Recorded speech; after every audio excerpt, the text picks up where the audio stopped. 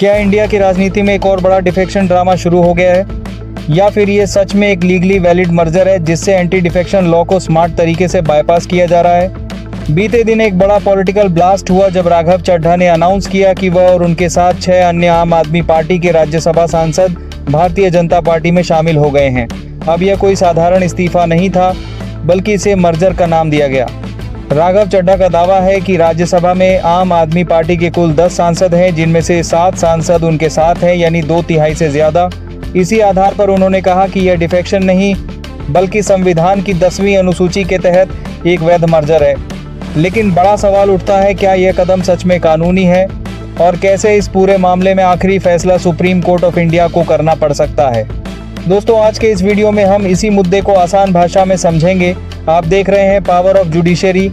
अब राघव चड्ढा ने दावा किया है कि सभी प्रक्रिया पूरी कर ली गई है और राज्यसभा चेयरमैन को जरूरी दस्तावेज भी सौंप दिए गए हैं। लेकिन जैसे ही यह खबर सामने आई, राजनीतिक तूफान शुरू हो गया। संजय सिंह ने तुरंत प्रतिक्रिया देते हुए कहा कि यह साफ साफ डिफेक्शन है और वह राज्यसभा चेयरमैन को पत्र लिखकर इन सांसदों की सदस्यता खत्म करने की मांग करेंगे। उनका कहना है कि किसी भी सांसद का अपनी मूल पार्टी छोड़कर दूसरी पार्टी में जाना 10वीं अनुसूची के पैराग्राफ 2 के तहत अयोग्यता का आधार बनता है। अब समझते हैं कि कानून क्या कहता है। भारत का एंटी डिफेक्शन लॉ इसीलिए बनाया गया था ताकि चुने हुए प्रतिनिधि जनता के जनादेश के खिलाफ अवसरवादी तरीके से पार्टी न बदलें। अगर कोई सांसद या विधायक अपनी पार्टी छोड़ देता है या दूसरी पार्टी ज्वाइन करता है तो उसकी सदस्यता जा सकती है। लेकिन इसमें एक अपवाद भी है, पैराग्राफ 4 यानी मर्जर।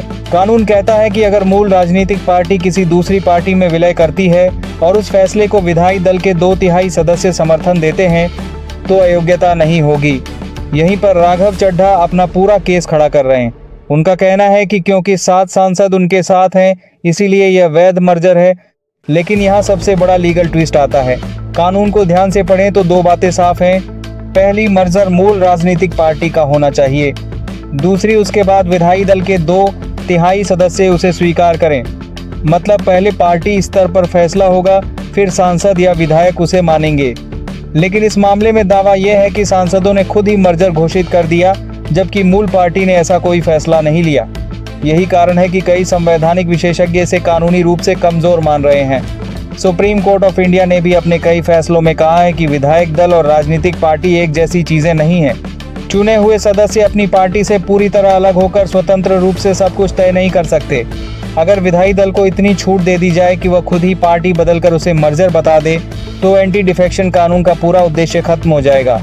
हालांकि इस मुद्दे पर अलग अलग अदालतों की अलग राय भी रही है। गोवा के एक पुराने मामले में कुछ विधायकों के बीजेपी में जाने को मर्जर माना गया था, इसलिए यह विषय पूरी तरह सीधा नहीं है। यही वजह है कि अगर यह मामला आगे बढ़ता है तो अंतिम फैसला फिर से सुप्रीम कोर्ट को करना पड़ सकता है। राजनीतिक तौर पर देखा जाए तो यह आम आदमी पार्टी के लिए बड़ा झटका माना जा रहा है।